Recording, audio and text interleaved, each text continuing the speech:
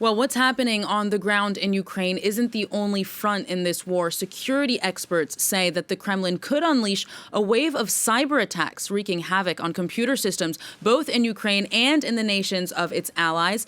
Appeals to the Ukrainian cyber community for volunteers have mushroomed across hacker forums, requesting cybersecurity experts submit applications on Google, listing their specialties. For more on this, we will turn now to our technology editor, Peter O'Brien, who joins me in the studio. Peter, how is Russia's invasion already being supported by hacking? It's hard to attribute cyber attacks always to Russia specifically because, as we know, they're carried out by a network globally of state-sponsored third-party actors. So the Kremlin can deny that it's carrying this out, but it's widely suspected and believed to be using cyber attacks as a main weapon in its war against Ukraine. So the timing says it all, really. In the weeks and months leading up to the invasion, we saw wave after wave of cyber attack, followed by just the hours before the first large-scale invasion we saw on Thursday.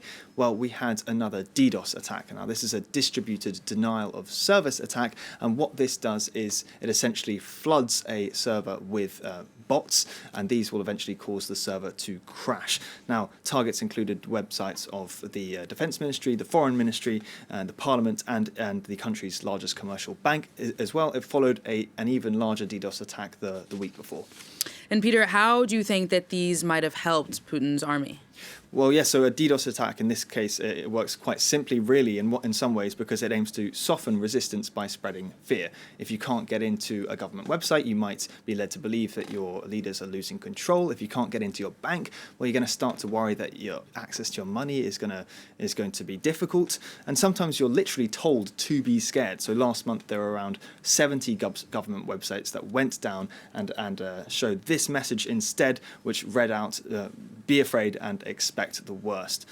So now, with the support of European countries, Ukraine's cyber resilience is a lot better. And on Wednesday, for instance, sites that went down were back up again after a brief outage. But there's another potential reason for these DDoS attacks as well, and that is to mask potentially more insidious attacks.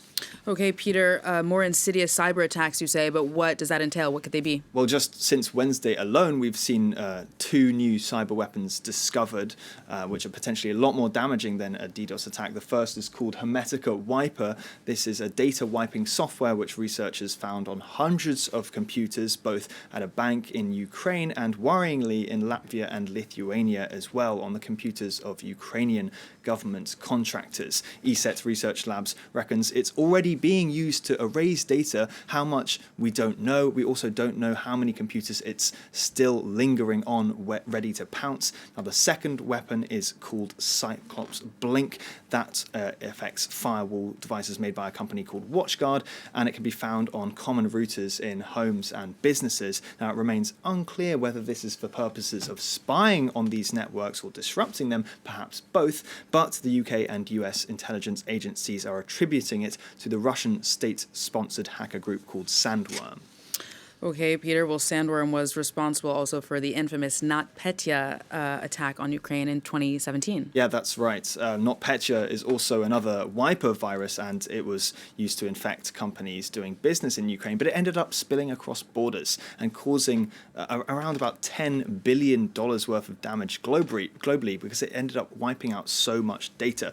And it's examples like this that have really stoked fears of an escalation to a kind of global cyber war, even if militarily, really what's happening in Ukraine is contained within Ukraine's borders. So Western governments and many companies are now on high cyber defense alert. And just today, in fact, Poland said its government servers and its national system for payment clearing have been targeted by a spike in attacks over the last few days. Whether this is just collateral or it's part of a deliberate scheme by Putin to escalate this internationally, well, we don't know, but it's always difficult to know what's in his head.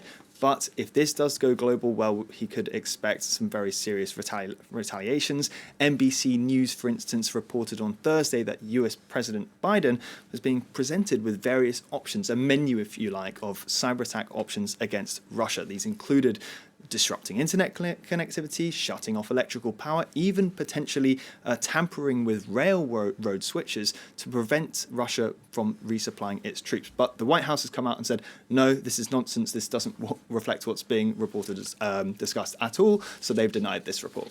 All right, Peter. And finally, so aside from causing disruption, fear, anxiety, these cyber attacks that you described, is there the possibility that they could threaten people's lives? Well, people joke that you can deal with a cyber attack by just turning off your computer, but the damage to critical infrastructure really could in the future have the potential to be as severe as a missile strike on the same infrastructure. So we've got previous examples of this being tried out. In 2015, malware caused power outages in 700,000 homes in the west of Ukraine.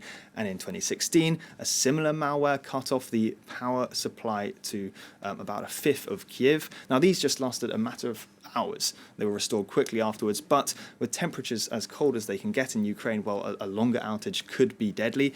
And a couple of years later, in 2018, Ukraine actually managed to thwart an intrusion at a chlorine plant. Now, this was possibly intended to pump excess chlorine into water supplies. These examples appear to have been sort of small-scale experiments on the part of Russian state-sponsored actors. So who knows what the real deal might look like.